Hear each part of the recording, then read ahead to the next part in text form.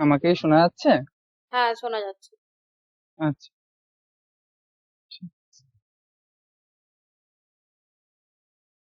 আচ্ছা, তোমাদের এখানে মানে তোমরা কি মানে সবাই pass out, PG pass out নাকি কেউ এখন চলছে?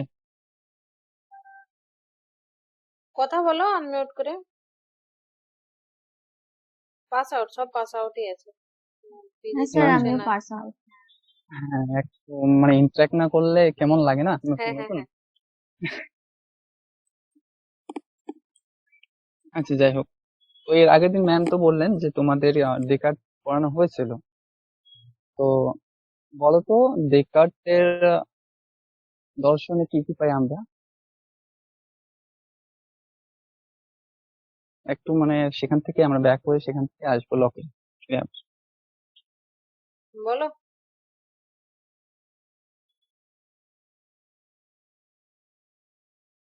মানে ডেকার্টের দর্শনের বিষয়বস্তু কি, বা ডেকার্টকে আমরা কি নামে, একটু বিষয়টা বলো।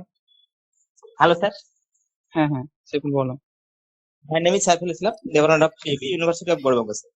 হুম, হুম, ডেকার্ত প্রকৃতপক্ষে ছিলেন একজন গণিতজ্ঞ। ডেকার্তের হ্যাঁ। মূল লক্ষ্য ছিল দর্শনকে গণিতের সমতুল্য করা। ডেকার্তের মনে প্রশ্ন দেখা দিয়েছিল যে দর্শন এত সমস্যা কেন, যে একজন মতবাদ একটা তৈরি করে সেটা আবার খণ্ডন করে দিচ্ছে, সেটা আবার খণ্ডন করে দিচ্ছে, তাহলে এত সমস্যা কেন হচ্ছে হুম, দর্শনকে।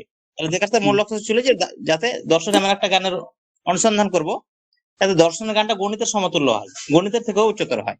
এই প্রসঙ্গে ডেকার্ত জগতের সবকিছুকে যাচাই করতে শুরু করলো, সংশয় করতে শুরু করলো। সংশয় করে দেখলেন যে গাণিতিক বচন কিন্তু সংশয়যোগ্য হয়ে যাচ্ছে। আমরা গাণিতিক বচনকে জানি 2+2=4, এটা আমরা সুনিশ্চিত বলে জানি। কিন্তু ডেকার্ত বলছি যে কোনো দুষ্ট দেবতা আমাদের পরিচালনা করছে। আসলে টু কতটা প্লাস টু যে বুঝলে? 4, এটাও আমরা সন্দেহ করে পাচ্ছি। আচ্ছা। বিশেষ করে আমরা এখন থেকে যদি আমরা ছোটবেলায় চলে যাই, 2+2 এটা কিন্তু আমরা যাচাই করে পেয়েছি। ছোটবেলায় কি করতাম স্যার, যে 2+2=4 হয়, তাহলে আমরা কি করতাম, আমরা দাগ দিতাম, একটা দাগ, দুটো দাগ দিয়ে আবার যোগ দিতাম, দিয়ে আবার দুটো দাগ দিয়ে গণনা করতাম, 1 2 3 4, এভাবে আমরা সংশয় করে আবার যাচাই করে একটা সিদ্ধান্ত পেলাম যে 2+2=4 হয়। দেখা টাইপের সঙ্গে জগতের সবকিছুকে সন্দেহ করলো, এমন কিছু জিনিস নেই যে এটাকে সন্দেহ করা যায় না, সবকিছু সন্দেহ করলো। জড় বস্তু জগৎ যত যা আছে সংশয় করলো। দেখা সবচেয়ে বলছি যে সবকিছু সন্দেহ করছি, কিন্তু যে সন্দেহ করছি অর্থাৎ আমার আত্মা, অর্থাৎ আমার চিন্তন করে, সেটাকে তো আমি আর সন্দেহ করতে পারছি না।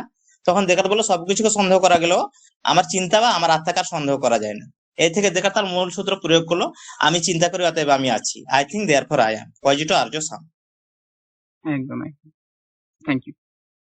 তো লকের দর্শনে, লক হচ্ছেন একজন অভিজ্ঞতা বা দার্শনিক, তোমরা সকলেই জানো বা আমরা জানি। এই লকের দর্শন পড়া মানে এই লকের দর্শন পড়ার জন্য আমাদের ডেকার্টে যেতে হচ্ছে, কারণ ডেকার্টের যে ইননেট আইডিয়াস, এটা তো পড়ানো হয়েছে। অন্তর্ধারণা যে রয়েছে, এই অন্তর্ধারণার খণ্ডনের থেকেই লকের মানে দার্শনিক যতগুলি মতবাদ রয়েছে, বেশিরভাগটাই ওই অন্তর্ধারণা থেকে শুরু আর কি। তো লকের দর্শনে সর্বপ্রথম এখানে তোমরা দেখো যে তার জন্ম 1632 খ্রিস্টাব্দে, মানে ডেকার্টের থেকে প্রায় 36 বছর পরে লকের জন্ম।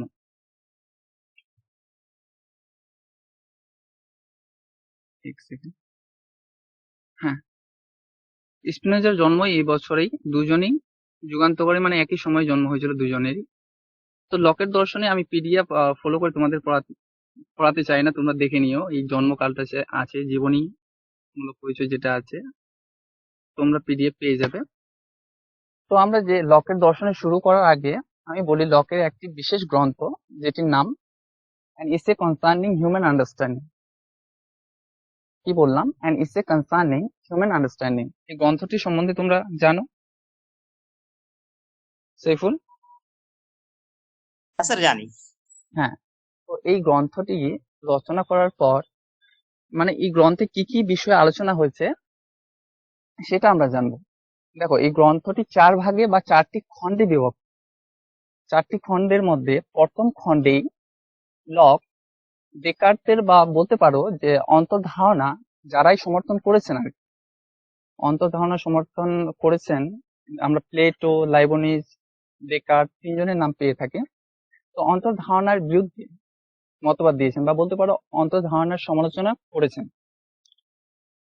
আর দ্বিতীয় খণ্ডে, এটা প্রথম খণ্ডে মানে an essay concerning human understanding যে বইটি রয়েছে তার প্রথম খণ্ডে লক অন্তর্ধারণা খণ্ডন করেছেন, এবং দ্বিতীয় খণ্ডে লক নিজের যে ধারণা সম্পর্কে মতবাদ বা ধারণা কোথা থেকে আসে, জ্ঞান কিভাবে আসে, জ্ঞানের উৎপত্তি কি, এইসব বিষয়ে আলোচনা করেছেন। ঠিক আছে। এবং তৃতীয় অংশে বা তৃতীয় খণ্ডে বলতে পারো সেই বইটির তৃতীয় খণ্ডে লক সেখানে শব্দের কথা বলেছেন। কারণ দেখো, ধারণার মাধ্যমে, ধারণা কিসের সাথে সম্পর্কিত? যে কোনো বস্তুর সাথে সম্পর্কিত, তাই তো? আমাদের ধারণা যে হয়, আমরা যে কোনো একটা বস্তু প্রত্যক্ষ করি তারপরে তো ধারণা হয়। তো লক বলছেন ধারণা যেরকম বস্তুর সাথে সম্পর্কিত, সেরকমই ধারণা শব্দের সাথে সম্পর্কিত। কারণ আমরা একটা কিছু শুনলে, ধরো আমি যদি বলি এখন আহ চাঁদ, চাঁদ বলতে তোমাদের মনে চাঁদের একটা কি বলবো, প্রতিরূপ জেগে যাচ্ছে স্যার, একটা হ্যাঁ প্রতিরূপ প্রতিরূপ জেগে ছাপ উঠবে। একটা জেগে যাচ্ছে আমাদের একদম মনে। একদম। হ্যাঁ হ্যাঁ।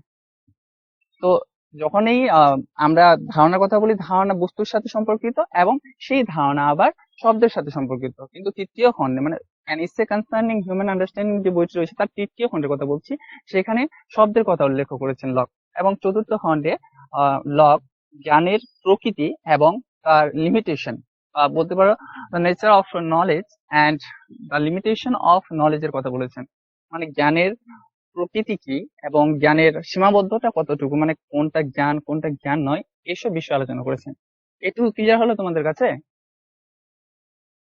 হ্যাঁ স্যার। একদম। তো an essay concerning human understanding এর এই মানে শর্ট বিষয়গুলো, মানে চারটি খণ্ড কি কি এবং চারটি খণ্ডে কি কি আলোচনা হয়েছে, এটা জানার পর আমরা যেটা জানবো সেটা হচ্ছে যে ডেকার্ট বলছি কেন, লক কিসের কথা বলেছেন? দ্রব্য। লকের দর্শনে দ্রব্য কিন্তু একটি বিশেষ ভূমিকা রয়েছে, দ্রব্যের। ঠিক আছে। কারণ দ্রব্য থেকেই আমরা কি কি পেয়ে যাব? আমরা মুখ্য গুণ, গৌণ গুণ, দ্রব্যের গুণ রূপে মুখ্য গুণ, গৌণ গুণ, এবং মুখ্য গুণের থেকে আমরা আবার মুখ্য গুণগুলি কি, গৌণ গুণগুলি কি, এইসব জানার পর আমরা তার কতগুলি ধারণা রয়েছে, এইসব জিনিস দ্রব্যের সাথে কোনো না কোনো ভাবে সম্পর্কিত রয়েছে। ঠিক আছে। তো আমরা দ্রব্যের লক বলেছেন, আমি পরে আসছি যে লকের অভিজ্ঞতাবাদ, মানে কিভাবে লক একজন অভিজ্ঞতাবাদী, বা আমরা লককে অভিজ্ঞতাবাদী দার্শনিক কেন বলবো, এই বিষয়টা আমরা পরে আসছি। তোমরা সবাই জানো বা সকলে জানো তোমরা যে লক অভিজ্ঞতাবাদ দার্শনিক কেন, একটু তো জানো। তো যাই হোক, আমি দ্রব্য সম্পর্কে বলি। লক দ্রব্য সম্পর্কে বলছেন যে দ্রব্য হচ্ছে তাই যা সমস্ত, বা হ্যাঁ, দ্রব্য হচ্ছে তাই যা সকল গুণের আশ্রয়, এবং দ্রব্যকে আমি জানি না। তার মানে কি, দ্রব্যকে স্বীকার করছেন না? দ্রব্যকে জানি না, দ্রব্য যে কি তা আমি জানতে পারি না। তাহলে বলো তো, দ্রব্যকে কি স্বীকার করছেন কি করছেন না? করছে স্যার। হ্যাঁ, কারণ করছে। আপনার দ্রব্যটা আছে কিন্তু সেটাকে আমি জানতে পারছি না, এই জগতে আমাদের অনেক কিছু জিনিস আছে কিন্তু যেটা আমরা জানতে পারি না। জানতে পারি না, একদম। তো সেরকম লক্ষ্য বলছেন যে দ্রব্য আছেন কিন্তু আমি তাকে জানতে পারি না। তাহলে কিভাবে, মানে জানতে পারি না ইন দা সেন্স মানে প্রত্যক্ষ করতে পারি না। দ্রব্যের প্রত্যক্ষ করা যায় না, দ্রব্যকে অনুমান করতে হয়, কিন্তু দ্রব্য অবশ্যই আছেন। এবার এই দ্রব্য, ধরো আমি একটা কি বলবো, দ্রব্যের মধ্যে কি কি থাকবে? দ্রব্যের মধ্যে গুণ থাকবে। গুণ ছাড়া তো দ্রব্য থাকতে পারে না। এটা আমরা ন্যায় বৈশিক দর্শনও পড়েছি যে দ্রব্য কি গুণের আধার। তো এখানে লক বলছেন যে জ্ঞাত গুণের অজ্ঞাত আধার হচ্ছেন দ্রব্য। এবার এই গুণ কি? দ্রব্যের যে দুটি গুণ আছে, মানে লক তো দ্রব্যকে দ্রব্যের যে গুণ তাকে দুই ভাগে ভাগ করেছেন। একটি হচ্ছে মুখ্য গুণ, একটি হচ্ছে গৌণ গুণ, primary qualities and secondary qualities. তো প্রাইমারি কোয়ালিটিস হচ্ছে সেগুলি যেগুলি ছাড়া দ্রব্য বা দ্রব্য বলে আখ্যায়িত হতে পারে না। বা প্রাইমারি কোয়ালিটিস বা মুখ্য গুণগুলি যদি আমরা মানে না থাকে, যদি বলো যে একটা দ্রব্যের মধ্যে মুখ্য গুণ নেই, তাহলে তুমি এটাও বলতে পারো না সেটি দ্রব্য। বুঝতে পারলে? ধরো মুখ্য গুণ হচ্ছে তাহলে কোনগুলি, যেরকম আকার, আয়তন, বিস্তৃতি, সংখ্যা, গতি, এইসব হচ্ছে কি মুখ্য গুণ। একটা বস্তু, ধরো তোমার হাতে এখন সবার হাতে ফোন আছে মেবি, এই ফোনটা, শুনতে পাচ্ছ? একটু হ্যাঁ স্যার। রেসপন্স করবে। হ্যাঁ, এই ফোনটা যে তোমার হাতে আছে বা তোমাদের হাতে আছে, এবার বলো তো, এই ফোনের যদি আকার না থাকে তাহলে ফোন কি থাকবে? মানে আকার ছাড়া কোনো বস্তু কি অস্থিতিশীল হতে পারে? না স্যার, তুমি হতে যে পারে কোনো না, কারণ ফোনের আকার যদি না থাকে তাহলে ইটটাকে আমরা ফোন বলবো, কিংবা অন্য কিছু জিনিসকে আমরা ফোন বলবো। হ্যাঁ, আকার তো না অন্য না, জিনিসের ক্ষেত্রে হচ্ছে, ওর জন্য তো এটাকে আমরা ফোন বলছি, একদম একদম। কারণ ফোনের আমি নিজস্ব একটা আমি আকার রয়েছে। হ্যাঁ, পয়েন্ট আমি যেটা বলতে চাচ্ছি এখানে সেটা হচ্ছে, দেখো যে কোনো বস্তু তুমি ইমাজিন করো, আকার ছাড়া তুমি কোনো বস্তুকে ইমাজিনই করতে পারবে না। মানে আমি যদি যে কোনো একটা অদ্ভুত যা কিছুই বলো না কেন, যে কোনো বস্তুকে আমার যদি অস্থিতিশীল হতে হয়, তার আকার থাকবেই, মানে স্পেস নেবেই, ঠিক আছে, আকার আয়তন থাকবেই। তো এই গুণগুলি ছাড়া কোনো বস্তুকে আমি কি ইমাজিনও মানে কল্পনাও করতে পারছি না, কল্পনাও করতে পারে না। তাই আকার আয়তন বিস্তৃতি এগুলো ছাড়া দ্রব্য বুঝতে পারে না। উম, মূল কথা হচ্ছে যে আমরা যদি মুখ্য গুণগুলিকে বাদ দিই তাহলে আমরা তার মানে কোনো দ্রব্য রূপে কোনো বস্তুকে পাবো না। এবার তাহলে গৌণ গুণগুলি কি? তাহলে গৌণ গুণগুলির কথা বলছেন, যেরকম রয়েছে কালার, সাউন্ড মানে রং, হ্যাঁ, রং, শব্দ, এসব কি স্বাদ, রং, শব্দ, স্বাদ, গন্ধ, এসব হচ্ছে গৌণ গুণ। কেন গৌণ গুণ? Secondary qualities. সেকেন্ডারি কোয়ালিটিস কেন? কারণ এগুলি এগুলি ছাড়াও মানে দ্রব্য থাকতে পারে। এগুলি হচ্ছে ব্যাক কি বলবো, আচ্ছা এই ফোনটাই বলি, এই ফোনের উদাহরণ যখন নিয়েছি, ফোনের উদাহরণ দিয়ে বলি যে ফোনের মধ্যে যদি ধরো তোমার ফোন একটা কি কালারের, গ্রিন কালারের তোমার ফোনটা, ঠিক আছে, এই গ্রিন কালারটা তোমার ফোনে থাকুক বা না থাকুক, তোমার ফোন কিন্তু হারাচ্ছে না বা তোমার ফোন কিন্তু কোথাও চলে যাচ্ছে না, কিন্তু কালারটা কিন্তু কোনো সময় নষ্ট হয়ে পরিবর্তন হতে পারে বা নষ্ট হয়ে যেতে পারে, তাই তো? মানে একটা গ্রিন কালার, সেটা পরবর্তীতে মানে ধরো 1 বছর, 2 বছর, 3 বছর পর কালারটা আর থাকছে না, কিন্তু ফোন তো থাকছে, বা কালারটা মেবি চেঞ্জ হয়ে যেতে পারে তোমার। তো এই যে গুণগুলি রয়েছে, গৌণ গুণগুলি, যেরকম কালারটির কথা বললাম, কালারটি কি হয় হয়ে যেতে পারে, চেঞ্জ হয়ে যেতে পারে, কিন্তু মুখ্য গুণ, যে কালারটা যার উপর মানে ইয়ে করেছিল, অস্তিত্বশীল ছিল, সেই গুণটা তো হারাচ্ছে না, সেই আয়তনটা তো থেকে যাচ্ছে। তো ইন শর্ট আমি বলতে চাচ্ছি যে লগ এটাই বলছেন যে গুণগুলি হচ্ছে কি ব্যক্তির উপর নির্ভরশীল, বা এগুলি স্বতন্ত্র অস্তিত্ব নেই। ধরো একই জিনিস, একটি স্বাদ, ধরো মিষ্টি, একটি স্বাদ রয়েছে যেই ধরো মিষ্টি খেলে আমাদের কি লাগে, মিষ্টত্ব একটা স্বাদ পাই আমরা, সেই স্বাদটা আমাদের কাছে পরিবর্তনশীল হয়ে যেতে পারে। ধরো আমাদের অনেক সময় ফিভার হয়, জ্বর হয় না? হ্যালো? হ্যাঁ স্যার, হচ্ছে। হ্যাঁ, যখন জ্বর হয় তখন আমাদের কিন্তু স্বাদের পরিবর্তন হয়ে যায়, মানে কিরকম মিষ্টি খেলে কিরকম মিষ্টি তো লাগে কিন্তু অন্যরকম একটা স্বাদ পাই। তো দেখো একই জিনিস একই মানুষের কাছে বিভিন্ন রকম লাগে। যেরকম তোমাদের পিডিএফ এ দেওয়া আছে যে একটি গান প্রথমত শুনলে খুব ভালো লাগে, নতুন একটি গান রিলিজ হয়েছে, সেই গানটি প্রথমত শুনলে খুবই ভালো লাগে, কিন্তু এক সময় সেই গানটাই আবার বিরক্তিকর লাগে আমাদের। কারণ সময়ের সাথে সাথে আমাদের যে সেন্সের যে একটা কি বলবো ফিলিংস রয়েছে, সেই ফিলিংসটাও পরিবর্তনশীল হয়ে যায়, এবং সেই এখনকার যে গানটা ভালো লাগে সেই ভালো লাগাটা পরবর্তীকালে বিরক্তিকর লাগে যায়। তো এ- এখানে মূল কথা হচ্ছে এটাই যে প্রত্যেকটি গুণগুণ কি পরিবর্তনশীল এবং এগুলি ব্যক্তির উপর নির্ভরশীল। ধরো তোমার যদি তুমি চোখ বন্ধ করো, তাহলে চোখ বন্ধ করলে তুমি কিন্তু কালারটাকে দেখতে পাচ্ছ না, তুমি চোখ বন্ধ করলে কোনো জিনিসের কালার কিন্তু দেখতে পারবে না। তাহলে কালার যে আছে, আমি যদি এখানে বোঝাতে চাই একজন অন্ধ ব্যক্তির কাছে কিন্তু কোনো কালার নেই, কারণ উনি তো অন্ধ, সবকিছুই কি তার কাছে কি কালো, মানে একটা অন্ধকার জগতের মতো। তো যাই হোক,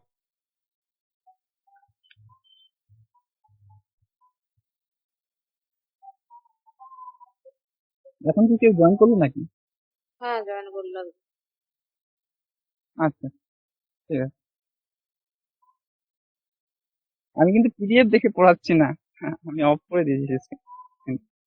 না, পিডিএফ আমি আচ্ছা যাই দেখাচ্ছি, হোক, দেখতে পাচ্ছ ওরা। তো নেক্সট হবে না?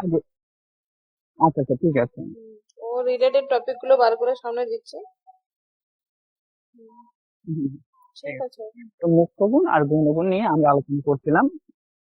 আর এই মুখ্য গুণ মানে বস্তুর সাথে থাকবে বা বস্তুকে ছাড়া মুখ্য গুণ থাকতে পারে না, বা আমরা বলতে পারি যদি মুখ্য গুণ না থাকে তাহলে তাকে বস্তু বা দ্রব্য রূপে আমরা আখ্যায়িত করতে পারবো না বা পরিচয় দিতে পারবো না। কারণ কোনো কিছুর যদি আমরা বলি আয়তন নেই, এরকম একটা বস্তুকে আমাকে দেখাও, তাহলে এমন কোনো বস্তু নেই যার আয়তন আকৃতি এসব নেই। ঠিক আছে, আমার হাতে ফোনটাকে যদি আমি ভেঙে চুরমারও করে দিই, যে টুকরা টুকরা গুলো পড়ে থাকবে তার মধ্যে কিন্তু আকার আয়তন আছে, থাকবে না? আঘাত থাকবে, কাঠিন্য থাকবে, সমস্ত কিছুই থাকবে। একদম থাকবে, এইসব থাকবে। তো এগুলো কিন্তু পরিবর্তন, এগুলো কিন্তু সব সময় থেকে যাচ্ছে। তো এবার আসি, এই মুখ্য গুণ গৌণ গুণ, এর থেকে আমরা কি পেলাম? দ্রব্যের এই দুটি গুণ। আচ্ছা, এবার তোমরা একটা জিনিস মনে করো, তোমাদের ন্যায় বৈশেষিক পড়ানো হয়েছে? হ্যাঁ, হ্যাঁ। আচ্ছা বলো তো, বৈশেষিক দর্শনে দ্রব্যের লক্ষণটা কি, বা বৈশ্বিক দর্শনে দ্রব্যকে কি রূপে জানা যায়? গুণ সমবায় কারণম দ্রব্য।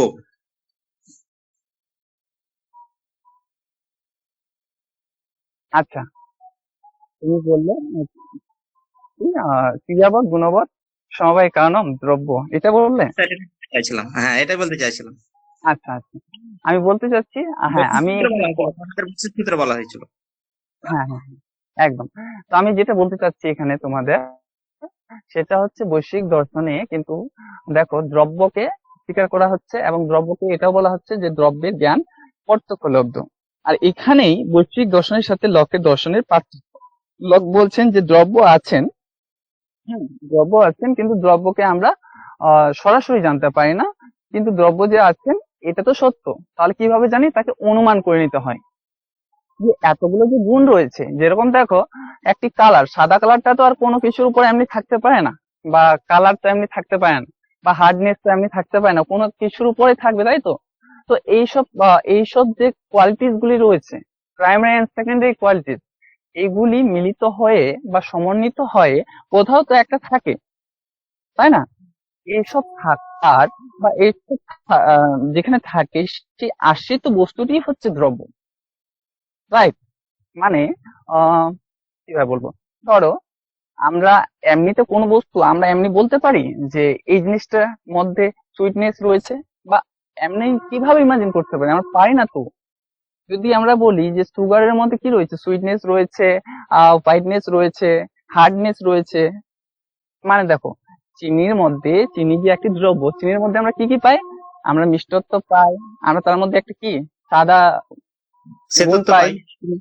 হ্যাঁ সেদুত্ব পাই, এবং কাঠিন্যত্ব পাই।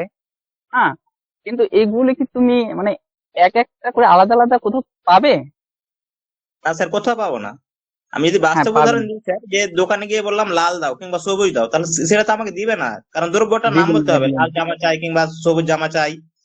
একদম, একদম, একদম। দ্রব্যের নামটা উল্লেখ মানে করতে হবে, শুধু লাল বললে তো সে বুঝতেই পারবে না যে লাল কি দিব, লাল হলুদ দিব না লাল ইট দিব না কি দিব। তাহলে কি গুণটা কাউকে আশ্রয় করে আছে, আর যেটাকে আশ্রয় হ্যাঁ, করে থাকবে সেটা হবে দ্রব্য। সেটা দ্রব্য। এই জন্যই লোক বলছেন যে গুণের আশ্রিত রূপ হচ্ছে দ্রব্য। এবার মানে তুমি ঠিক বললে যে লাল বললে কি দিবে, লাল জামা বা লাল প্যান্ট, এরকম কিছু একটা বলতে হবে, রাইট? আর আমি বলতে চাচ্ছি যে এই যে একটা চিনি যখন কথা বললাম, তো এবার দেখো এখান থেকে আমরা কোথায় যাই? লক যে তিন প্রকার কিসের কথা বলেছেন, সরি তিন প্রকার বলছি, ধারণার কথা বলেছেন। ধারণা লোকের মতে দুই প্রকার। এবার এই দুই প্রকার ধারণা বাকি স্টুডেন্ট গুলো বলো একটু, তুমি সেগুলো তুমি বলবে না, সরল ধারণা আর জটিল ধারণা। তোমাকে বলতে আবার বারণ তুমি করলে বলবে তো। কেন? বাকিরা সময়, বাকিরা বাকি যারা ইনভলভ রয়েছে, হচ্ছে না। বাকিরা কিন্তু অ্যাক্টিভলি পড়াশোনা করো। আচ্ছা শোনো, আমি একটা কথা বলি, আমি কিন্তু তোমাদের থেকে বেশি দিনের সিনিয়র না, ঠিক আছে? তো আমি বুঝতে পারছো আমার একটু নার্ভাস ফিল হচ্ছে, প্রথম যেহেতু ক্লাস নিচ্ছি তোমাদের। তো তোমরা যদি একটু সহযোগিতা না করো, ফ্রেন্ডলি, মানে তোমরা যদি ইনভলভ না হও, তাহলে আমার পক্ষেও সেটা একটু মানে না না, বুঝতে পারছো আর নার্ভাসিটি কি। কেন, রিল্যাক্সে পড়ে যাও, রিল্যাক্সে একদম, এত সুন্দর পড়াচ্ছ। আচ্ছা, আচ্ছা, ঠিক আছে। হুম, হুম। আরে আমি মেন ব্যাপারটা বলে দিচ্ছি, সবাই কেন হতে পারছে না। আসলে কেউ হয়তো রান্না করতে করতে পড়াচ্ছে, কেউ হসপিটালে আছে, কেউ মানে অ্যাড হয়েছে, কেউ হয়তো বাজারে হুম, আছে। হুম, এরকম মানে সমস্ত লোকের সব সব সিচুয়েশনে নাই, যখন অ্যাক্টিভ থাকে বা যখন ঠিক থাকে হ্যাঁ, তারা হ্যাঁ, কিন্তু অ্যাক্টিভ পড়ে। আচ্ছা, আচ্ছা। হুম, হুম। না আমি মানে আজকে যেহেতু বললাম যে প্রথম ক্লাসে আমার তোমাদের সঙ্গে, তো এর আগে আমি পড়িয়েছিলাম, সেটা মানে পরিচিত কয়েকজনকে, তো তাদের সাথে আমার পরিচয় ছিল। আর তোমরা যেহেতু একেবারে নতুন, যদি তোমরা একদমই কথা না বলো, তো সত্যি আমার পক্ষে একদম কিরকম মনে হচ্ছে যে মানে কাদেরকে পড়াচ্ছি না নিজে বলে যাচ্ছি, এই সে ফুল একটু রেসপন্স করছে, তাতে বলে একটু মানে খুব ভালো লাগলো। তো আচ্ছা ঠিক আছে, তোমরা কি শুনতে পাচ্ছ কি পাচ্ছ না, বাকিরা বলো তো একটু। হ্যাঁ, পারছি। শোনা যাচ্ছে স্যার। হ্যাঁ হ্যাঁ ঠিক আছে। ওদেরকে কোশ্চেন আচ্ছা ধরলে উত্তর দিবে ওরা ফটাফট। আচ্ছা কেউ একজন জয়েন ঠিক হচ্ছে, আছে। 1 মিনিট রুকে যাও তো। আচ্ছা আচ্ছা ঠিক আছে। আচ্ছা দেখো, ধারণার শ্রেণী বিভাগ বা ধারণা কয় প্রকার, এখানে পিডিএফ এ দেখতে পাচ্ছ তোমরা। সরল ধারণা রয়েছে এবং জটিল ধারণা বা যৌগিক ধারণা বলতে পারি, simple ideas and complex ideas. তো দেখো, সরল ধারণা আর জটিল ধারণা কি। এর আগে আমি বলি যে আমি যে কোশ্চেনটা আগে বলেছিলাম যে আমরা কিভাবে মানে লককে একজন অভিজ্ঞতাবাদী দার্শনিক বলবো। তো লকের দর্শনে আমরা শুরুতে যেটা পাই, লক বলছেন যে মন হচ্ছে কি একটা অলিখিত সাদা কাগজের মতো, মানে যেখানে কিছু নেই, এমটি, মানে একটা সাদা কাগজের মধ্যে তুমি যা কিছু লিখতে পারো। তুমি সেখানে সুন্দর করে একটি ফুল আঁকতে পারো, তুমি সুন্দর করে একটি পোয়েম বা কবিতা লিখতে পারো, তুমি একটি গানও লিখতে পারো।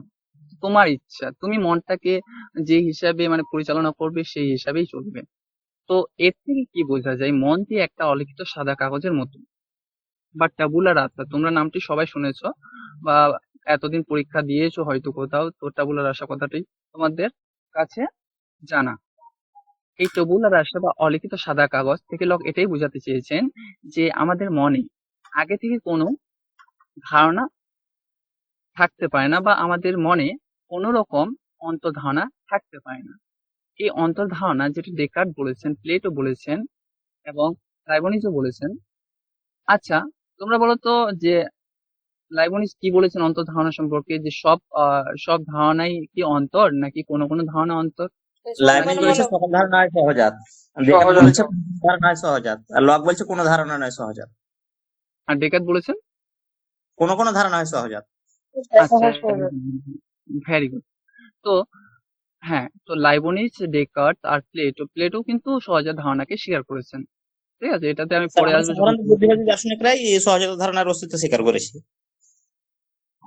কি বললে? সাধারণত মনে করা হয় যে বুদ্ধিবাদী দার্শনিকরা সহজাত ধারণার অস্তিত্ব বিশ্বাসী। সকল বুদ্ধিবাদী দার্শনিক না, যেরকম স্পিনোজা তো একজন বুদ্ধিবাদী দার্শনিক। স্পিনোজা কি স্বীকার করছেন?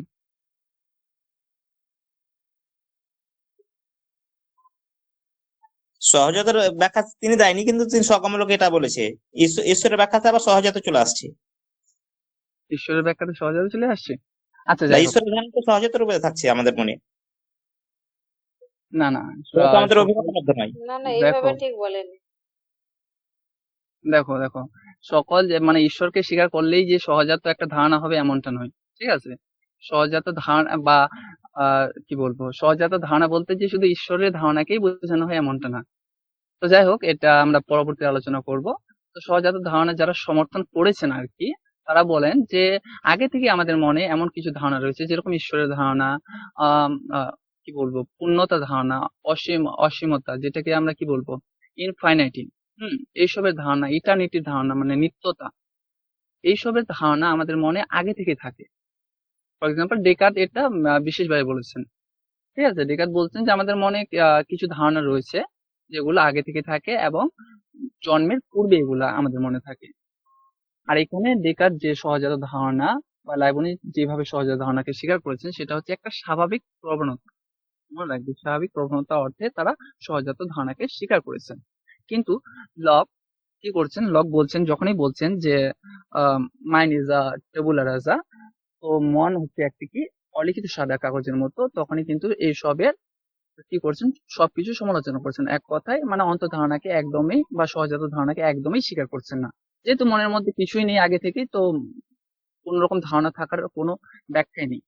তো এবার এই যে ধারণা, মানে আমি যেটা শুরুতেই বলেছিলাম তোমাদের, অ্যান ইসে কনসার্নিং হিউম্যান আন্ডারস্ট্যান্ডিং গ্রন্থটির প্রথম খণ্ডে কি করছেন, লক সহজাত ধারণার খণ্ডন করছেন। দ্বিতীয় খণ্ডে কি করছেন, যে ধারণার উৎপত্তি কিভাবে হয় বা ধারণার প্রকৃতি কি। ঠিক আছে? এই ধারণার উৎপত্তি কিভাবে হয় সেটা আমি বলি। ধারণার উৎপত্তি হয়, দেখো আমাদের মন যেহেতু মনের কি কি বিষয় থাকে, মন কি করতে পারে, মনের বৈশিষ্ট্য হচ্ছে মন চিন্তা করতে পারে, তাই না? মন চিন্তা করতে পারে।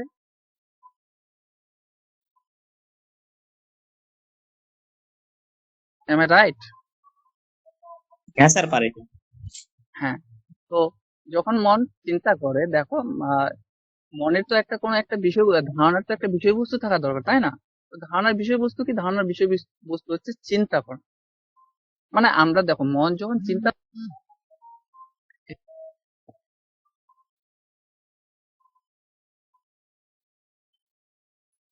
শোনা যাচ্ছে না?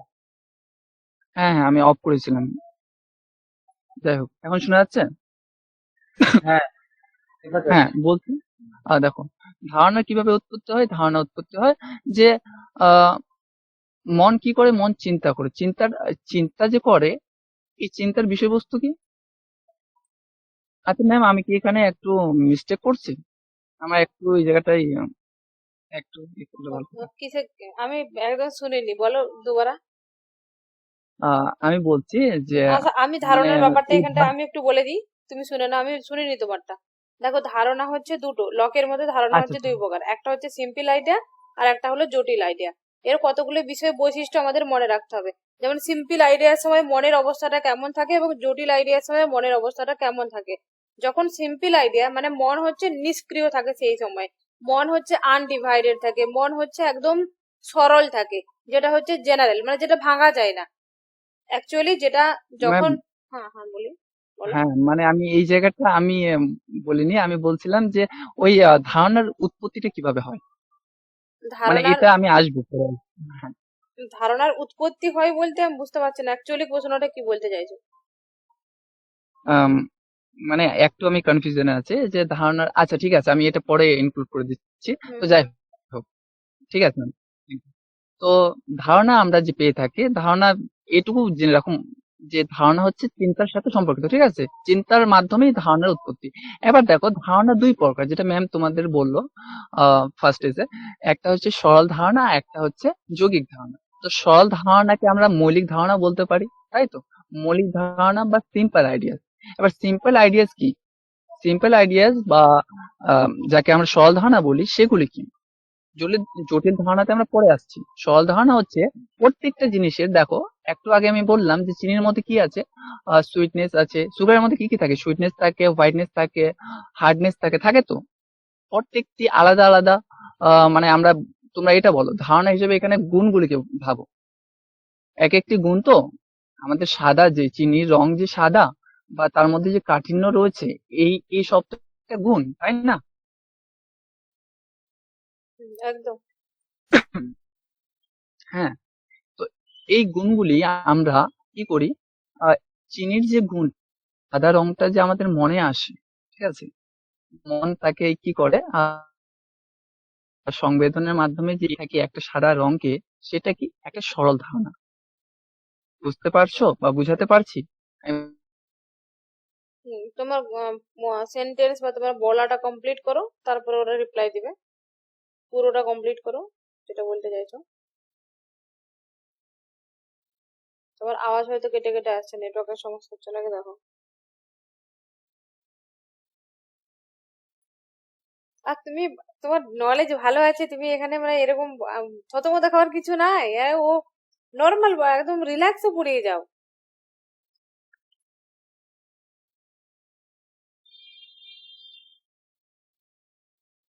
আচ্ছা, ওখানে কোনো প্রবলেম হচ্ছে হয়তো, আমি তখন এখানে। তোমার মুখে কিন্তু একটা তোমার আওয়াজ না হ্যাঁ, ঠিকঠাক কি আসছে হলো? না। হ্যাঁ, বলো বলো এখন। নেটওয়ার্কের সমস্যা হচ্ছে, হ্যাঁ। তুমি পরের দিন জায়গা চেঞ্জ করে নিও। আচ্ছা আচ্ছা, ঠিক আছে। তো আমি বলছি যে কোথায় ছিলাম, হ্যাঁ, যে চিনি যখন আমি হাত দিয়ে ইয়ে করলাম, নাড়লাম, তখন আমার কঠিনের বা কাঠিন্যের একটা যে অনুভব হলো, সেটা একটা সরল ধারণা। যখন আমি চোখ দিয়ে পরীক্ষা করলাম সাদা, চিনিটা সাদা রংটা, আমি তখন জানি না এটা চিনি নাকি, ফার্স্ট টাইমের কথা বলছি, ঠিক আছে? তখন যে সাদা রংটা আমার মনের মধ্যে আসলো, সেটাও একটা সরল ধারণা। এরপর যখন আমি চিনিটা মুখের মধ্যে দিলাম, তখন যে একটা মিষ্টির যে একটা স্বাদ আমি পেলাম, সেই মিষ্টি স্বাদটাও কিন্তু একটা সরল ধারণা। আর মোস্ট ইম্পর্ট্যান্ট, এই সব সরল ধারণা যখন আমরা এক এক করে সেন্সেশন বা তোমরা রিফ্লেকশন বলো, এখন তো আমরা সবকিছু সেন্সেশনের মাধ্যমে পেলাম, তাই না? মানে সংবেদনের মাধ্যমে পেলাম। যেহেতু চক্ষু কি, চক্ষু দিয়ে আচ্ছা, সংবেদন বলতে কি বোঝে বলো তো? পাঁচটি বাদ্য সংবেদন, কি বললে? বাদ্যযন্ত্রের সাহায্যে যে গানটা হয় সেটা হচ্ছে হ্যাঁ, সংবেদনমূলক হ্যাঁ, গান। হ্যাঁ, একদম একদম। তো আমি এটাই বলতে চাচ্ছি, 5টি বাহ্য ইন্দ্রিয়ের মাধ্যমে যে জ্ঞানটি হয় সেটা হচ্ছে সংবেদনমূলক। তাহলে 5টি বাহ্য ইন্দ্রিয়ের মধ্যে চক্ষু একটি ইন্দ্রিয় অবশ্যই। তো চক্ষু ইন্দ্রিয়ের মাধ্যমে আমি প্রথমে সাদা রংটি দেখলাম, তারপরে আমার ত্বক ইন্দ্রিয়ের মাধ্যমে আমি তার কাঠিন্যের যাচাই যোগ্যতা করলাম যে এটা একটি কি কঠিন জিনিস, যেই থাকুক না, আমি জানি না এখনো, কিন্তু সেটা চিনি, ঠিক আছে? এইসব জানার পর যখন আমি সেটাকে মুখে দিলাম, আমার যে পঞ্চম ইন্দ্রিয়ের মধ্যে আমার একটা কি জিহ্বা একটা ইন্দ্রিয়, তাই তো? সেখানে যে স্বাদ প্রত্যক্ষ হলো আমার, সেই স্বাদটাও তো একটা কি, স্বাদটাও যে আমি প্রত্যক্ষ করলাম সেটা একটা সরল ধারণা। তো এইসব ধারণা যে আমি একের পর এক পেলাম, তখন কিন্তু মন নিষ্ক্রিয়, ইনঅ্যাক্টিভ, ঠিক আছে? কিন্তু মন কখন এইসব ধারণা বা কখন এইসব ধারণাকে একত্রিত করার পর, আমি বলছি যে এই যে সাদা ছিল, সাদা একটা রং ছিল, তারপর যে আমার একটা ধারণা হলো, সাদার ধারণা হলো, মিষ্টত্বের বা মিষ্টির যে একটা ধারণা হলো, সেই ধারণাগুলি কি করলো মন একে একে যুগ্ম ভাবে মানে একত্রিত করলো, তাদের তুলনা করলো বা বলতে পারো সমন্বিত করলো, মানে এক করলো যে হ্যাঁ, একটা জিনিস ছিল বা একটা দ্রব্য বলতে পারো তোমরা, একটা দ্রব্য ছিল যেটা কি সাদা দেখতে, যেটা কি মানে কঠিন, যার কি স্বাদ কি মিষ্টি, এই সবকে একত্রিত করে যখন তার নাম দিল এটা একটা চিনি, বা এই দ্রব্যটি হচ্ছে চিনি, ঠিক আছে, বা সুগার, তখনই কি হয়ে গেল, তখনই মন কিন্তু অ্যাক্টিভ হয়ে যায়, নিষ্ক্রিয় থাকে না আর। মন নিষ্ক্রিয় থাকলে কিভাবে এগুলোকে একত্রিত করবে? না, মন কিন্তু তখন আর মন সক্রিয় হয়ে যাচ্ছে। আর মন সক্রিয় যখন হচ্ছে যে আমরা কিসের ধারণা পেয়ে যাই, তখন আমরা ওই পেয়ে থাকি।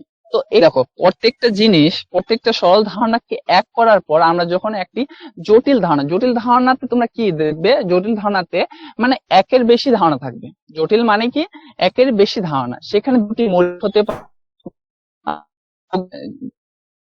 যৌগিক প্লাস মৌলিক হতে পারে, তো একের বেশি থাকবেই। বলছি বুঝাতে শোনো না, পারলাম? তুমি তাহলে আমরা ক্লাসটা যখনই একটি চিহ্ন, শুনতে পাচ্ছ আমার কথা? হ্যাঁ, তুমি ক্লাসটা তাড়াতাড়ি শেষ হ্যাঁ, করে হ্যাঁ, হ্যাঁ, 5-10 মিনিটের মধ্যে শেষ করে দাও, কারণ হচ্ছে তোমার নেটওয়ার্কের প্রচুর সমস্যা হচ্ছে, ওরা হয়তো মানে শুনতে পাচ্ছে না, আমি ভালো করে পাচ্ছি না, তোমরা পাচ্ছ শুনতে? আমারও প্রবলেম হতে পারে। তোমরা শুনতে পাচ্ছ ঠিক করে কথাগুলো? স্যারের কথা কি শোনা যাচ্ছে? মনে হচ্ছে প্রবলেম হচ্ছে। তুমি যেটা বলছো মোটামুটি ছোট করে কমপ্লিট করে শেষ করে দাও। নেক্সট ডে তুমি কালকে বরঞ্চ আরো ক্লাস নিয়ে নিও একটা, দিয়ে লকে যেগুলো বাকি থাকছে। হয়তো। হ্যাঁ, হ্যালো, হুম, শোনা যাচ্ছে, শুনতে পাচ্ছে একদম। না মনে হচ্ছে। তুমি কি শোনাচ্ছে না? না, একদম পুরো কাটা কাটা আধা আধা শোনা যাচ্ছে, আর আধা আধা শুনলে বুঝতে সমস্যা তাদের। আচ্ছা, আচ্ছা, তোমরা শুনতে পাচ্ছ নাকি ম্যামের ওখানেই শুধু অসুবিধা হচ্ছে বলো তো?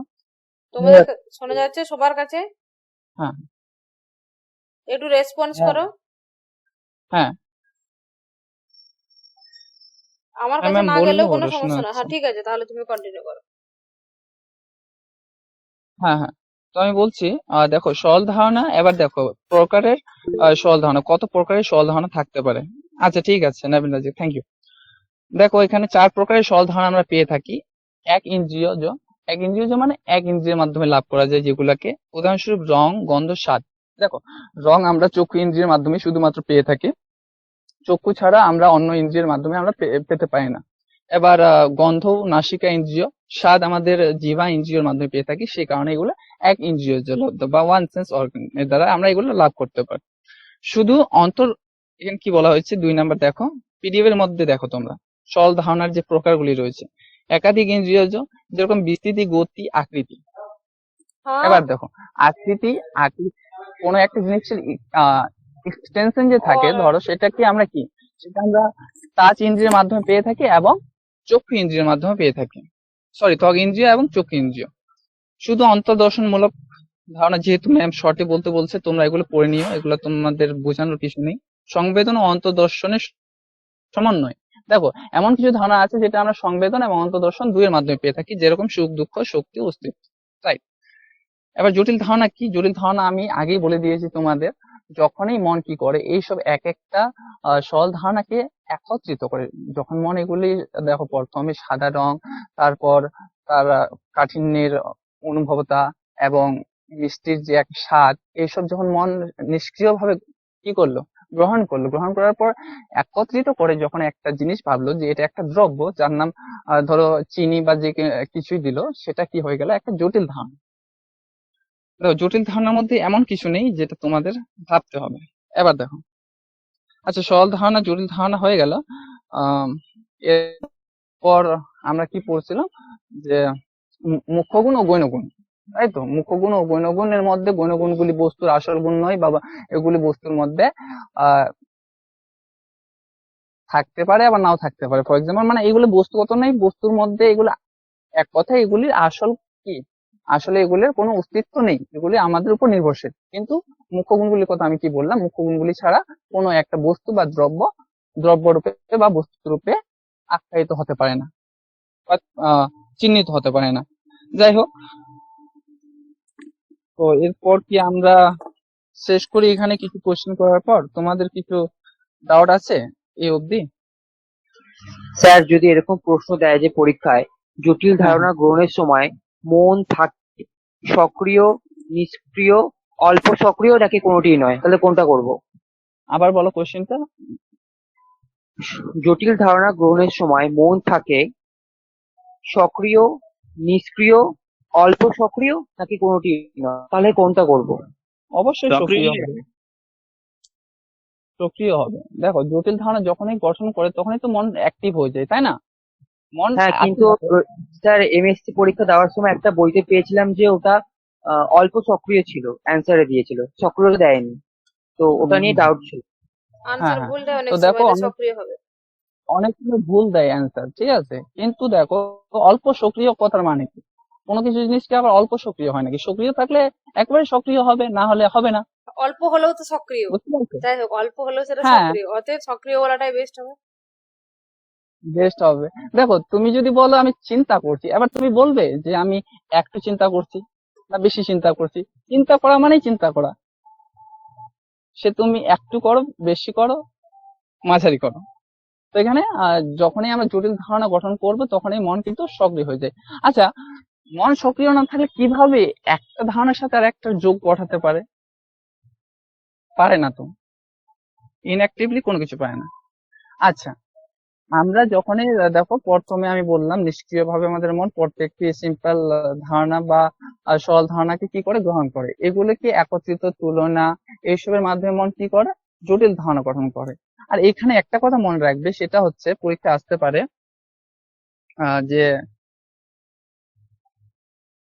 এক সেকেন্ড, হ্যাঁ, মনে কিন্তু কোন রকম নতুন, মনের মধ্যে কোন রকম নতুন করে সরল ধারণা উৎপন্ন হতে পারে না। দেখো, ইন্দ্রিয় ছাড়া তুমি যে বলবে যে মন কি করে, মন তো সংবেদন অন্তর্দর্শনের মাধ্যমে কি করে, সরল ধারণা গ্রহণ করে থাকে।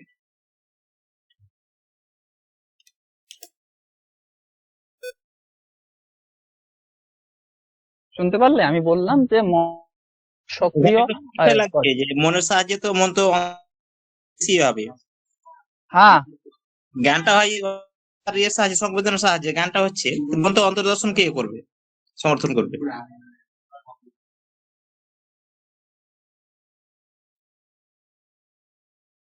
হ্যাঁ, হ্যাঁ, আমি সে বাড়িতে ডাকছিল। তো মন কি করে সক্রিয়, সরি, নিষ্ক্রিয় ভাবে যে এইসব গঠন করে। তো এবার শুধুমাত্র সরল ধারণা যেগুলি মন সংবেদন অন্তর্দর্শনের মাধ্যমে উৎপন্ন করে বা মনের মধ্যে আসে, এর বাইরে যদি কখনো প্রশ্ন আসে যে কি নতুন করে কোনো সরল ধারণা গঠন করতে পারে, তো এর উত্তরে বলবে কি, একদমই না, মন নতুন করে কোনো সরল ধারণা গঠন করতে পারে না।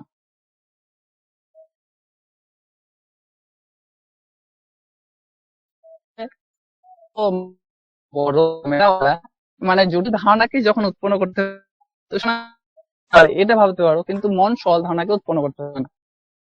বুঝতে পারলাম?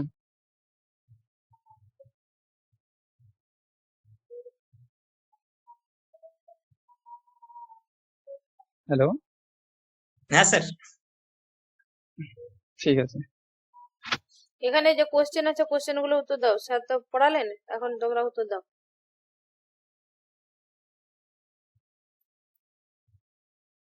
আচ্ছা, দেখো লকের মতে জ্ঞানের সংজ্ঞা কি, এটা তো আমি বলিনি। এক একটা বি বি বি ধারণার বি মধ্যে একটা মিলটা বি অমিল একটা প্রত্যক্ষ। আমাদের একদম ধারণাগুলো মিল অমিলের প্রত্যক্ষতা। একদম একদম।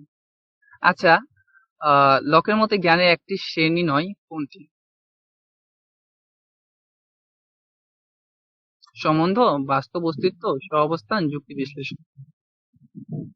আপনারা যেগুলো পড়ানো হলো এখন তো সেগুলো উত্তর দাও না। ও যেটা হয়নি মনে হচ্ছে আজকে আচ্ছা আচ্ছা, পড়ানো হয়নি সেটাকে ছেড়ে দাও। হ্যাঁ হ্যাঁ। নিচের কোনটি লকের সাক্ষাৎ জ্ঞানের আচ্ছা, এগুলো জ্ঞান বৈশিষ্ট্য? তত্ত্ব থেকে কোশ্চেন এটাও আছে, পড়ানো নিচের হয়নি, নিচের ইনটিউটিভ থেকে পড়ো, নলেজে। নিচের বিয়েটা পড়ো। এখানে এই কোশ্চেন গুলো আনসার ম্যাম করো দেখো। আপনার যেটা মানে ওখানেই ইন্দ্রিয় উদ্দীপনার মাধ্যমে হবে। এখানে কোশ্চেনের উত্তরগুলো দাও, পারবে দেখো।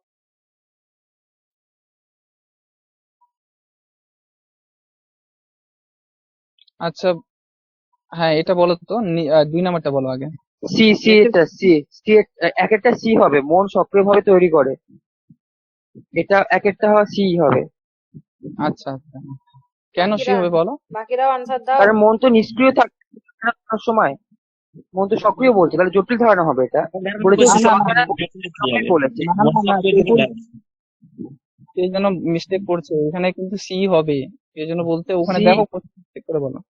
সি তো বললাম স্যার, বললাম হ্যাঁ হ্যাঁ, মন সরল ধারণার একদম বৈশিষ্ট্য সরল ধারণা নয়, মানে জটিল ধারণার বৈশিষ্ট্য কোনটা খুঁজে বার করতে দিলেই হয়ে গেল। বৈশিষ্ট্য নয়, হ্যাঁ তাহলে সি হবে। এটা জটিল ধারণার বৈশিষ্ট্য, তার জন্য সিটা হবে। হ্যাঁ, মন একদম। সক্রিয় ভাবে নিচের তৈরি করে, কোনটি হ্যাঁ শুধু অন্তর্দর্শন? এটা বলো। নিচের কোনটি নিচের শুধু কোনটি অন্তর্দর্শন শুধু সরল ধারণার অন্তর্দর্শন উদাহরণ? চিন্তা হবে, চিন্তা হবে। চিন্তা চিন্তা। চিন্তা। একদম, নবীন রাজু বলছে সি।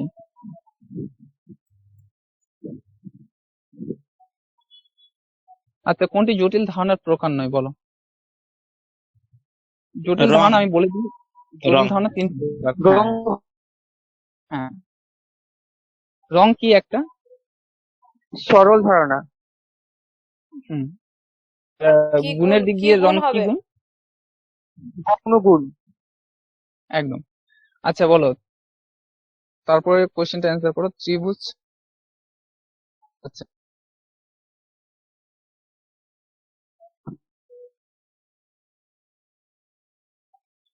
পড়ে শোনাও, তুমি পড়ে শোনাও, ওর আনসার দেবে। না না, প্রশ্ন দেখা যাচ্ছে না তো। এসে ত্রিভুজ যাবে। ত্রিভুজ ধারণাটি কোন শ্রেণীর অন্তর্গত? মিশ্র, মিশ্র প্রত্যংশ।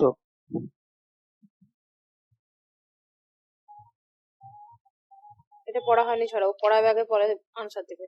নেক্সট বলো।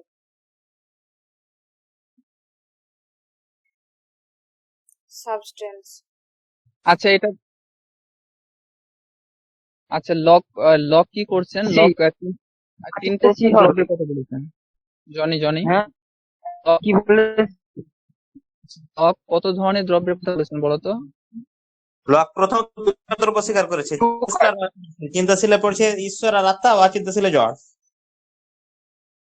লক 3 প্রকার দ্রব্যের কথা বলেছেন না? আচ্ছা, যাই হোক। এইখানে দেখো চিন্তনশীল, নিচের, ম্যাম অচিন্তনশীল আর আপনার গড় ইয়েতেই দেখা যাচ্ছে না। দেখা যাচ্ছে না? হুম, না না না। আমি কি ডিস্টার্বে আছি নাকি বলুন? এখন দেখা যাচ্ছে, হ্যাঁ ম্যাম। নিচের অচিন্তাশীল দ্রব্যের উদাহরণ, এটা কি বললে তোমরা? এটা হবে পাথর হবে, পাথর। হ্যাঁ একদম। সম্বন্ধ ধারণাটি কিভাবে সৃষ্টি হয়? তুলনার মাধ্যমে। কিসের মাধ্যমে? তুলনার মাধ্যমে। তুলনার মাধ্যমে। কোনটি মুখ্য গুণ নয় বলো? এই যে আছে। রং রং রং রং মুখ্য গুণ নয়। একদম একদম। লকের মতো গুণ গুণের কি? দেখা যাচ্ছে না ম্যাম দেখা যাচ্ছে তো? তুমি পড়ে শোনাও আর অপশনটা দাও। লকের মধ্যে গৌণ গুণের বৈশিষ্ট্য কি? অপশন 1, বস্তুতে বাস্তবে বর্তমান থাকে। অপশন বি, প্রত্যক্ষভাবে অনুভবযোগ্য। অপশন সি, বস্তুর মাধ্যমে ধারণা সৃষ্টি করে। অপশন ডি, বিভাজনযোগ্য নয়। গৌণ গুণের বৈশিষ্ট্য কি হবে? প্রথমটা কি? গৌণ গুণের বৈশিষ্ট্য কি হবে? 1, বস্তুতে বাস্তবে বর্তমান। প্রত্যক্ষভাবে গৌণ গুণ হচ্ছে বস্তুর মাধ্যমে ধারণা সৃষ্টি করে একটা।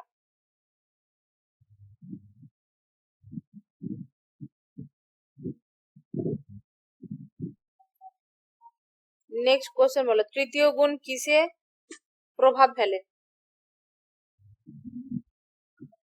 দেখো, তৃতীয় গুণ মানে একটা জিনিস মাথায় রাখবে, তৃতীয় লোক মানেই হচ্ছে সম্পর্কে ঝামেলা লাগাবে, মানে হচ্ছে অন্যান্যদের প্রতি ওদের আকর্ষণ বেশি, তাই অন্যান্য মুখ্য গুণে থাকে, তাহলে প্রভাব ফেলে। অন্যদের মুক্ত গুণে হ্যাঁ, এটা পিডিএফটা তোমরা একটু পড়ে নেবে, পিডিএফটা পড়লে দেখবো অনেক সহজ হয়ে গেছে। আর স্যার হয়েছে আজকে প্রথম ক্লাস, তার জন্য একটু এদিক ওদিক হয়েছে, একটু টাইম দাও, তোমরাও ফ্যামিলিয়ার হও। দেখো তোমাদের ক্লাস ভালোই হবে, তারপর আমি তো আছি। হ্যাঁ, আমি তো ওটা প্রথমে এদেরকে বললাম হুম। যে আর নতুন বা তোমাদের যা প্রথম কিছু ক্লাস সমস্যা হবে স্যারকে তো বলবেই, যদি তারপরেও তোমাদের যদি সমস্যা মনে হয় যে রয়ে গেছে, তখন তুমি অবশ্যই অল টাইম তো আমাকে মেসেজ করতে পারো যে কোনো বিষয়েতে। আচ্ছা ম্যাম, এদেরকে মানে ওই জেনারেল পেপারটা কি শুরু হয়নি? নেটের জেনারেল পেপার? হ্যাঁ, নেটের বা এমনিতেও তো জেনারেল পেপার থাকে তো বিপিএসসি তে। জেনারেল পেপার না, জেনারেল পেপার এখন আপাতত বন্ধ রেখেছি, জেনারেল পেপার করছি না, কারণ আমি একা ছিলাম, একা হাতে এতগুলো সামলাতে পারছিলাম না। আমি এখন ভেবেছি যেটা, যে একজন টিচার এক একটা ইয়ের উপরে নেব। অনেকেই আমাকে ইয়ে করেছে, পড়ানোর ইচ্ছা প্রকাশ করেছে, যারা হচ্ছে পিএইচডি অলরেডি করে ফেলেছে, নেট সেট পাস করা জেআরএফ রয়েছে, অনেকেই রয়েছে। তো তার মধ্যে থেকে আমি 5জন, কজনকে নেবে এখন কনফার্ম না। তো যারা যেই পেপারে স্পেশাল, যেমন ন্যায় স্পেশালকে ন্যায় দেবো, যে লজিকের স্পেশাল তাকে লজিকের ইউনিটটা দেবো। তো এইভাবে তোমাদেরকে মানে কন্টিনিউ ক্লাসটা দেবো, সেই উদ্দেশ্যে এটা করা, কারণ আমি একসঙ্গে এতগুলো পেরে উঠতে পারছি না। ওইদিকে বই, এইদিকে তোমাদের ক্লাস, প্লাস আরো 4টা 5টা ব্যাচ মিলে একা সম্ভব হচ্ছে না। তো সেই উদ্দেশ্যে তোমাদের জন্য এরকম ব্যবস্থা নেওয়া হচ্ছে, যাতে তোমাদেরও কন্টিনিউ ক্লাস হোক, ক্লাসটা যাতে বন্ধ না হয়। কোনো কোনো সময় আমি অসুস্থ হয়ে পড়ছি বা কোথাও যাচ্ছি, সেখানে আমি কন্টিনিউ করতে পারছি না, পরের দিনে আগের দিনে করতে হচ্ছে, তোমাদের শিডিউল ব্রেক হয়ে যাচ্ছে। তো সেই উদ্দেশ্যে এটা করা হচ্ছে। তোমরা জাস্ট অ্যাডজাস্ট করো। বাকি ধীরে ধীরে আরো স্যারকে নেওয়া হবে। তো কন্টিনিউ তোমাদের ক্লাসটাও হবে, সেখানে অ্যাক্টিভলি পড়াশোনা করবে। আর যে কোনো সমস্যা হলে তারপর তো আমি আছি, ঠিক আছে? কারো মনে মানে কোনো কিছু কিছু রাখবে না, একদম খুলে বলবে যে সমস্যা হচ্ছে এখানে আমি বা এটা আমি চাই। একটা কথা বলি। হ্যাঁ, আমিও একটা কথা বলি। যেহেতু আমি বলেছি আগেই যে তোমাদের থেকে আমি বেশি দিনের সিনিয়র না, তোমরা সে কোনো রকম ভয় বা কোনো রকম ইয়ে করবে না, দ্বিধা করবে না কিছু বলতে। তোমরা আমাকে যে কোনো কোশ্চেন আস্ক করতে পারো, শুধু পরীক্ষা রিলেটেড নয়, এমন নয়, আর যে কোনো কোশ্চেনে তোমরা আস্ক করতে পারো। তো এখন কথা হচ্ছে যে তোমাদের যদি জেনারেল পেপারে পড়ানোর ইয়ে শুরু করা হয়, তো আমি তোমাদের সেই লজিকের বিষয়টা পুরোটা কভার করে নেব, যেরকম ডিআই থেকে শুরু করে ম্যাথমেটিক্যাল রিজনিং অ্যান্ড ওটা লজিকের ওটা যা যা ইয়েতে প্রশ্ন আছে। এই বিপিএসসি সিলেবাসটা বাকি আছে, যে যতটা বিপিএসসি সিলেবাসটা কমপ্লিট হয়ে যাক, তারপরে ওটা শুরু হ্যাঁ, করা হবে। হ্যাঁ, হ্যাঁ, ঠিক আছে। স্যার বলছি যে আপনি দ্রব্য তখন কটা জিজ্ঞেস করলেন লকের মতে, আমার মনে পড়েছে 3টে প্রকার। একটা হ্যাঁ, হচ্ছে ইন্দ্রগ্রাহ্য অনিত্য, যেটা হচ্ছে উদ্ভিদ পশু পাখি প্রাণী আমরা। একটা হচ্ছে রং জায়গায় চলে গেছে। ইন্দ্রগ্রাহ্য। তুমি ওর ওর হ্যাঁ, হ্যাঁ, ওর একটু রঙে ও চলে না, গেছে। লকের মতে নয়, ওটা লকের মতে নয়। হ্যাঁ হ্যাঁ ঠিক আছে, মনে পড়েছে, বুঝতে পেরেছি আমি, ওটা অ্যারিস্টটলের মতে। হ্যাঁ বুঝতে পেরেছি। হ্যাঁ, মানে হ্যাঁ, একদম একদম। চিন্তনশীল, অচিন্তনশীল আর গড, এইভাবে তুমি ভাবতে পারো। তুমি এটা ভাবো না যেরকম জড় বস্তু আর একটা হচ্ছে আত্মা আর একটা হচ্ছে গড, গড, ব্যাস। হ্যাঁ। বা এইভাবে ডেকার্টের মতেও ভাবতে পারো, মাইন্ড, বডি অ্যান্ড গড, তাহলেই মনে থাকবে। হুম। ডেকার্ট বলেছেন না যে ডিপেন্ডেন্ট সাবস্টেন্স কি? ডিপেন্ডেন্ট সাবস্টেন্স হচ্ছে mind and body, and god হচ্ছে ইন্ডিপেন্ডেন্ট সাবস্টেন্স, তাই না? তো এইভাবেও ভাবতে পারো। দেখো তোমাদের সবার কিন্তু সমস্তটা পড়ে এসেছো, কিন্তু এখন গুছিয়ে কে কতটা মনে রেখে পরীক্ষা দিতে পারছো সেটাই হচ্ছে বড় কথা। না না, সবাই কিন্তু সেই ট্যালেন্টেড আছে, আশা করছি সবাই ভালো রেজাল্ট করবে পরীক্ষায়। হ্যাঁ, সে আমি পড়াই কি না পড়াই তাতে যায় আসে না। খুব সুন্দর লাগলো তোমাদের সাথে কথা বলে আর কি। তো বাকিরা তো অনেকেই কিছু বলছে না। আচ্ছা, তোমাদের কি ভালো লাগেনি ক্লাসটা? নাজমা, পূজা, সুমন, নবীন কি যেন একটা রিপ্লাই করেছিল জাস্ট। ভালো লেগেছে স্যার। তোমরাও যেরকম অ্যাক্টিভ পড়ো, আনসার দাও, সেভাবে আনসার দিবে, পড়ো, একটু টাইম দাও, 1 সপ্তাহ টাইম দাও। দেখো সমস্তটা ঠিক হয়ে যাবে। আগে ম্যাম একে অপরে। ওই আপনি কি ওই হ্যাঁ, ইন্ডিয়ান ফিলোসফিটা পড়িয়েছেন পুরোটা? হ্যাঁ, ইন্ডিয়ান ফিলোসফি পড়ানো হয়ে গেছে, ইন্ডিয়ান ফিলোসফি কমপ্লিট। কি হয়ে গেছে এবার? ইন্ডিয়ান ফিলোসফি কমপ্লিট আচ্ছা। হয়ে গেছে, রিলিজিয়ান ফিলোসফি কমপ্লিট হয়ে গেছে, সোশ্যাল ফিলোসফির কিছুটা হয়েছে, ইন্ডিয়ান কন্টেম্পোরারি হয়ে গেছে প্রায়। মানে বিবিএসসি সিলেবাসটা, যেটা এসএসসি সিলেবাসটা, ওটা আগে 100% কমপ্লিট হয়ে গেলে বাকিটা করাবো। যেমন সোশ্যাল ফিলোসফি দেখে দেখে করিয়ে দেবো, যেগুলো ইয়েতে রয়েছে, মানে এসএসসি সিলেবাসে রয়েছে। তারপরে হচ্ছে যেমন তোমার রিলিজিয়ান ফিলোসফিটা ইয়েতে নেই আমাদের নেটে, কিন্তু ওটা করানো হয়েছে, কারণ ওটা এখানে বিপিএসসি এক্সাম হবে, এসএসসি এক্সাম হবে, সেখানে থাকবে। তো সেই হিসাবে পড়ানো হচ্ছে। আর ইন্ডিয়ান কন্টেম্পোরারিও হয়ে গেছে। এখন এই ওয়েস্টার্ন ফিলোসফিটা হবে। এটা কমপ্লিট করানোর পরে লজিকটা করাতে হবে। তুমি যদি চাও তো লজিকটাও করাতে পারো। আচ্ছা, হ্যালো। তুমি এই ব্যাপারে আমার সাথে পরে কথা বলে নিও, ঠিক আছে? হ্যাঁ হ্যাঁ। হুম। তোমাদের বাকি স্টুডেন্ট, তোমাদের যদি কিছু বলার থাকে কিছু বলো, না হলে ক্লাসটা অফ করে দেবো এখানে। আর তোমাদের যদি আরো কিছু এমনি কোনো পার্সোনালি বলার থাকে, তোমরা সবাই যে কেউ আমাকে পার্সোনালি বলতে পারো, ঠিক আছে? তোমাদের যেটা চাই, সে তোমাদের যেটা বিয়ে বা প্রবলেম, আর ভালো লাগা, যাই হোক না কেন, ফিডব্যাক আমাকে দিও, কোনো প্রবলেম নেই। হ্যাঁ হ্যাঁ, যদি ভালো না লাগে অনেস্টলি বলবে, ভালো লাগলে হুম, অনেস্টলি বলবে, কোনো হুম, চাপ নেই। দেখো, এমন নয় যে তোমরা জোর করেই বা তোমাদের আমাকে পড়াতে হবে বা তোমরা পড়বে। দেখো, তোমাদের ভালো না লাগলে বলে দিবে, কারণ পড়াশোনা এমন একটা জিনিস যেটা বলে ফেলাই ভালো অনেস্টলি, যে না এই স্যারের কাছে ভালো লাগছে না, বাবা ভালো লাগছে, এই জিনিসটা বলা খুবই জরুরি। আমার পক্ষে হলেও আমি বলে দিতাম। সো অনেস্টলি বলে দিবে তোমরা। ঠিক আছে, চলো তাহলে ক্লাস এখানে অফ করে দিলাম। হুম, কিছু বলবে তোমরা কেউ? ঠিক ম্যাম আপনাকে এখন কল করা যেতে পারে? হ্যাঁ, কল করবে। ক্লাসটা থেমে যাক মানে এই তারপরে। মুহূর্তে হ্যাঁ, ক্লাসটা অফ ক্লাস করে দিই, না তারপরে হ্যাঁ, অফ করে বেশ করো, বেশ। কোনো অসুবিধা নেই। ঠিক আছে তাহলে, বেরিয়ে গেলাম। গুড নাইট সবাইকে। আছে। Good night. Thank you.